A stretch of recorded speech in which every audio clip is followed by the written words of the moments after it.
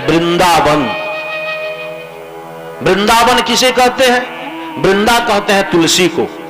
जहां तुलसी का पौधा लगा हो, आप भी अपने घर में अगर तुलसी का पौधा लगाएंगे तो वह वृंदावन हो जाएगा, आपका भी घर वृंदावन हो जाएगा। घनानंद जी कहते हैं कि बहुत परम पवित्र वह स्थान है, हम लोग यहां से वही वृंदावन के लिए चले।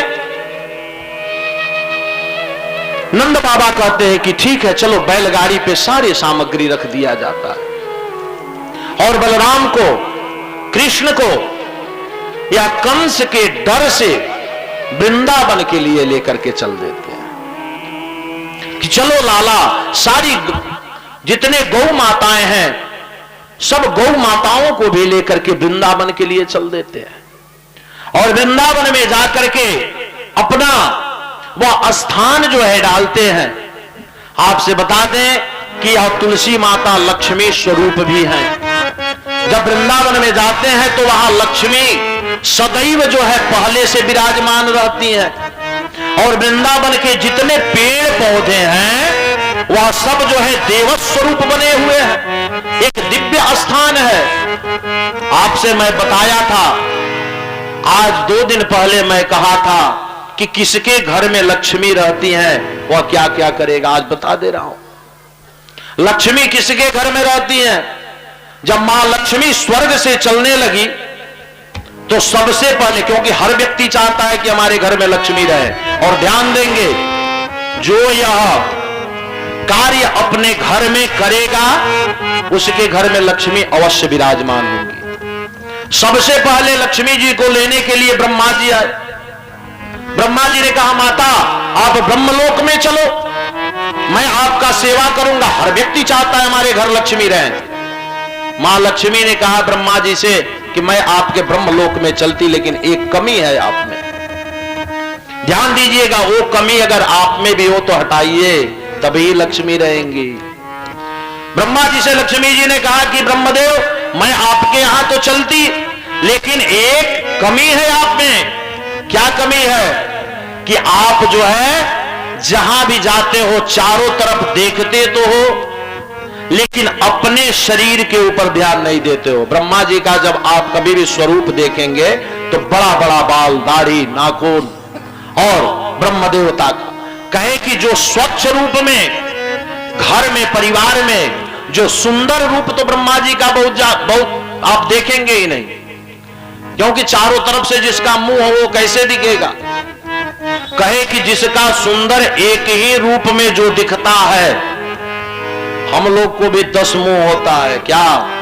कभी पड़ोसी के पास जाएंगे तो कुछ और बात करेंगे, आगे रिश्तेदारी में जाते हैं तो कुछ और बात करते हैं, घर में आते हैं तो कुछ और करते हैं। कहे वैसे लोगों के यहां लक्ष्मी मैं नहीं रहती हूं जो हर जगह दूसरे का चुंगलखोरी करता रहता है, और इतना ही नहीं जो घमंड करता है अपने धर्म के ऊपर, मैं उसके घर कदापि नहीं रहती। लक्ष्मी जी ब्रह्मा जी के यहां नहीं गई, भगवान भोलेनाथ गए। कहे माता हमारे शिवलोक में चलो, मैं आपका सेवा करूंगा। शिव जी से मां लक्ष्मी ने कहा ध्यान दीजिएगा, तुम्हारे अंदर एक कमी है। क्या? आप नशा करते हो, आप भांग इत्यादि खाते हो, और नशा करने वाले के घर में इसलिए नहीं जाऊंगी, पता नहीं कभी नशा के चक्कर में तू मुझे ही कहीं भेज दो, मैं आपके घर में रहूं। और नशा के चक्कर में क्या होता है, जो नशा करता है, जो शराब पीता है, वो अपने परिवार को किसी को मानता नहीं है, वह दूसरे को गाली दे रहा है कि अपने परिवार वाले को गाली दे रहा है, उसको तो समझ में ही नहीं आता। इसीलिए ध्यान देंगे, जिसके घर में जो नशा करने वाले होंगे, अगर नशा नहीं छोड़ेंगे तब तक लक्ष्मी नहीं रहेंगी। भोलेनाथ के पास नहीं गई, शिव जी के पास नहीं गई, इंद्र आए। इंद्र ने कहा कि मेरे पास चलो इंद्रलोक में मां, मैं तो कोई नशा नहीं करता। लक्ष्मी जी ने कहा एक कमी तुम्हारे अंदर है। क्या? तुम लोभी हो। जब मनुष्य यज्ञ इत्यादि करते हैं, जब हम सब पूजन करते हैं तो पूजन के उपरांत क्या करते हैं, जल को पृथ्वी पे गिरा करके और शक्राय नमः के माथे से लगाते हैं। अगर आप लोग भी नहीं लगाते हो तो लगा लिया करिएगा। पूजन करने के बाद थोड़ा सा जल पृथ्वी पे गिरा के और शक्राय नमः कह के माथे लगा लिया जाता है, नहीं तो आपका पूजा का फल यह शास्त्र कहता है कि इंद्र ले लेता है। इंद्र मायावी हैं, वह खड़े रहते हैं और वहीं जो शक्राय नमः हम लोग कहते हैं, शक्कर रूप में इंद्र, उनका नाम शक्राय है। इस समय के इंद्र वही हैं, शक्राय ही इंद्र है। इंद्र से मां लक्ष्मी कही कि अगर कोई यज्ञ इत्यादि करता है तो उसमें आप विघ्न पैदा करते हो।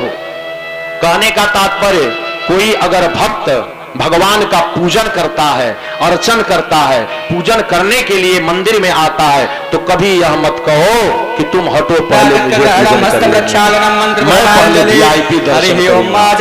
अगर ऐसा आप करते हो, मंदिर में किसी भक्त को कष्ट देते हो, मां लक्ष्मी ने कहा कि किसी भक्त को कष्ट दोगे, अगर किसी भक्त के दिल में ठेस लगेगा और सोचोगे कि तुम्हारा पूजन सफल हो, कभी कदापि नहीं। क्योंकि जो आपके अंदर ईश्वर है वही तो उसके अंदर भी है। मनुष्य जो छोटा बड़ा हो सकता है, लेकिन परमात्मा छोटा बड़ा नहीं हो सकता। चाहे जो भी हो, मां लक्ष्मी ने कहा कि जो दूसरे को कष्ट देता है, अनादर करता है, भक्ति भाव में कहीं से दिक्कत करता है, उसके घर में नहीं रहती। और इंद्र तुम यही करते हो कि जाके विघ्न डालते हो लोगों के पूजा में। इंद्र के यहां नहीं गई, राजा बलि आए। राजा बलि ने कहा कि मैं तो दानी हूं, मेरे अंदर तो ऐसा कुछ भी गुण नहीं है, माता हमारे यहां चलो। राजा बलि से लक्ष्मी जी ने कहा, एक कमी तुम्हारे भी अंदर है। क्या है? तुम ऐसे दानी हो, कहा गया है ना कि धन जितना है, जितना बड़ा चादर है, पैर भी उतना ही बड़ा फैलाओ, उससे बड़ा पैर मत फैलाओ। यह कभी नहीं देखना चाहिए कि पड़ोसी का 4 मंजिल मकान बन गया तो मेरा भी बनना चाहिए। अगर ऐसा सोचेंगे तो सुख नहीं, घर में दुख ही होगा। पड़ोसी अगर गाड़ी से चल रहा है तो हमारे घर में भी होना चाहिए, नहीं तो फिर घर में सुख नहीं मिलेगा, दुख ही मिलेगा। अरे उसका प्रभाव है, भगवान सबको देते हैं। बारिश तो सबके यहां होता है ना। अब जो छत पे जितना बड़ा पात्र रखेगा उसको उतना मिलेगा, जितना बड़ा पात्र रखेगा। हम अपने छत पे अगर लोटा रखेंगे तो उसी में जल भरेगा, और कोई ड्राम रखा है तो उसका तो पूरे ड्राम भरेगा ना। पूर्व जन्म कृतम कर्म तद्दैवम् इति कथ्यते तस्मात् पुरुषकारेण यत्नम कृता स्वयं धृतम्। कहा कि अब पूर्व जन्मों का भी पुण्य है। लक्ष्मी जी ने कहा कि मैं आपके घर भी नहीं चलूंगी। राजा बलि को, हो सकता है आप ऐसे दानी हो कि अगर आपके मन में आ गया दान करने लगे तो मुझे भी दान कर दोगे। कहने का तात्पर्य कि दान की भी एक सीमा है, ध्यान देंगे। यज्ञ करने का अगर ये सीमा है, या कभी नहीं सोचना चाहिए कि अगर हमारे क्षेत्र में कोई यज्ञ अपने घर करा रहा है तो हमें भी यज्ञ कराना चाहिए। हाँ, भगवान ने दिया है तो जरूर करो, अगर भगवान ने दिया है तो जरूर करो। लेकिन यह लक्ष्मी जी कहती है कि अगर नहीं दिए हैं तो कोई अगर श्रीमद् भागवत की कथा श्रवण करता है तो घर में आप सत्यनारायण का कथा श्रवण करो, क्योंकि वही नारायण यहां श्रीमद् भागवत में भी है और वही नारायण सत्यनारायण के पोथी में भी है। दोनों जगह वही है। यह कोई बड़ी बात नहीं, उसको भगवान ने दिया है, वह कथा श्रवण कर रहा है, वह यज्ञ कर रहा है। हमारा सक्षम नहीं है हम, तो हम अपने घर में ही यज्ञ करेंगे। यज्ञ में क्या होता है? यज्ञ में 4 ही कार्य होता है, आप ध्यान देंगे, स्वाहा, वाहा और आहा। और यह तीनों कार्य आप कर सकते हैं।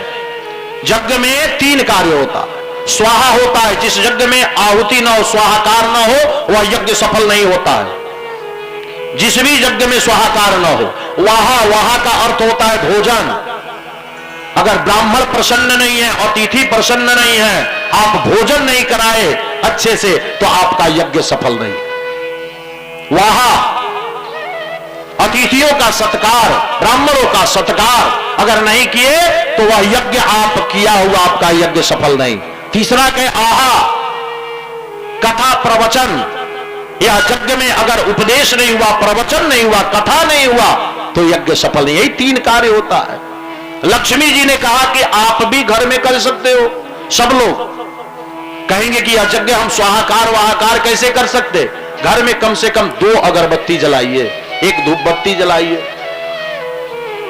आप अगर अपने घर में 1 धूप बत्ती अगरबत्ती जलाते हैं तो वो भी स्वाहाकार ही है। उससे भी जो धुआं उठता है वह भगवान को प्राप्त होता है, वह प्रकृति को, वातावरण को शुद्ध करता है। एक यज्ञ का कार्य आपके घर में हो गया अगर आप 2 अगरबत्ती जलाते हैं। आप लोग जो नहीं जलाते होंगे जरूर जला लीजिएगा, एक यज्ञ आप करते हैं। दूसरा कहा, वहां यज्ञ में भोजन कराते। आपके घर भी कोई साधु संत भिक्षुक आ गया तो सत्कार से, प्रेम से उसे भिक्षा दे दो, उसे भोजन करा दो, उसे प्रेम से भोजन कराओ, प्रेम से भिक्षा दो। दूसरा यज्ञ भी आपका संपन्न हो जाएगा। तीसरा यज्ञ कहा कि अपने घर में एक टोली बना लो कि शाम को या सुबह जितने 4-5 लोग हैं, 1 मिनट ही सही, 10 मिनट नहीं, 1 मिनट ही सही, हम बैठ करके भगवान नाम संकीर्तन करेंगे। हम भगवान नाम संकीर्तन अपने घर में करेंगे। और जिस दिन से यह 3 कार्य प्रारंभ हो गया, उस दिन से आप समझना कि नित्य हमारे घर में यज्ञ प्रारंभ हो गया।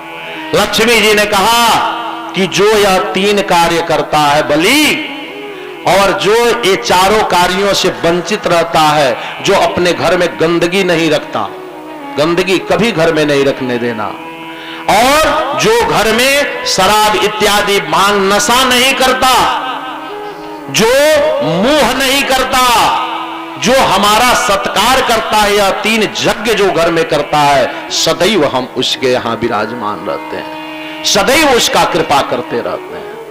यह लक्ष्मी जी ने कहा। और लक्ष्मी जी किसके पास गई? भगवान विष्णु आए। भगवान विष्णु का नाम क्या है? सुष्टु ध्यायते इति सुधि उपासतुम योग्य इति उपास्य, शुद्ध्युपास्य। यह व्याकरण का पहला प्रयोग है, शुद्ध्युपास्य। इसका अर्थ होता है सुष्टु ध्यायते इति सुधि, जिसका कोमल बुद्धि है। सुष्टु ध्यायते इति सुधि, कोमल बुद्धि, और जो विद्वान भी है। और उपासतुम योग्य इति उपास्य, जो उपासना करने के योग्य भी है। सब कुछ भगवान विष्णु में था, उनका कोमल बुद्धि और विद्वान भी। और हम सब भगवान विष्णु का पूजन कल ही देव उत्थान एकादशी किए थे भगवान विष्णु का, उनका जो है कि व्रत भी करते हैं। मां लक्ष्मी जो है कि उनके चरणों में वास करने के लिए चली गई और कही कि पृथ्वी पे जो यह 3 यज्ञ करेगा उसके घर हम सदैव विराजमान रहते हैं। यहां घनानंद जी बोले, भैया चले वृंदावन में हम लोग रहेंगे। और कन्हैया के साथ नंद बाबा और घनानंद जी सब जो है वृंदावन के लिए बैलगाड़ी में अपना जितना सामान था लाद करके चल दिए। और भगवान जो है कि ब्रज से वृंदावन के लिए चले गए। और वृंदावन में जैसे पहुंचे, जब सुबह हुआ, जितने ग्वाल बाल थे और जितनी गोपियां थी पहले तो रोना प्रारंभ कर दी। अरे नंद बाबा कहां है, कन्हैया कहां गया? अब तो हम लोग जी नहीं सकते, आज तो कोई माखन लेने नहीं आया। और पूरे ग्वाल बाल और गोपियों ने ब्रज में हल्ला करना प्रारंभ कर दिया कि अब हम सबको यहां नहीं रहना है। कहां चलना है? सब लोग चले जहां भगवान चलते वहीं तो चलना है। और सब गोपियां कहने लगी कि वृंदावन जाऊंगी सखी